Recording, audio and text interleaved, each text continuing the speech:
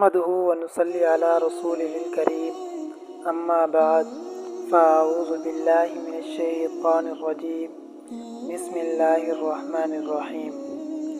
आज की वीडियो में हम बयान करेंगे कि अगर किसी शख्स को मैदे में दर्द होता है और दायमी दर्द है, उसने बहुत ज़्यादा इलाज किए लेकिन कोई फ़ायदा नहीं हुआ। आज की इस वीडियो में हम उसको कुरानी नुस्खा बताएंगे, कुरान मजीद की एक ऐसी आयत बताएंगे जिसको अगर वो पढ़े तो इंशाअल्लाह जितना भी बड़ा दर्द हो, जितनी भी बड़ी बीमारी हो उसको मैदे में इंशाअल्लाह वो दूर हो जाएगी। कुरान मजीद की एक आयत है, आयत नंबर 8 है, सूरह आले इमरान में पारा नंबर 3 है। बिस्मिल्लाहिर्रहमानिर्रहीम। रब्बना ला तुज़िग़ क़ुलूबना बअद इज़ हदैतना व हब लना मिन लदुनका रहमा इन्नका अंतल वह्हाब। इसको पढ़ने का तरीका ये है कि जिस शख्स के मैदे में दर्द हो, इसको बाद नमाज फजर 21 मरतबा ये आयत पानी पर दम करके 21 रोज़ तक पिलाई जाए।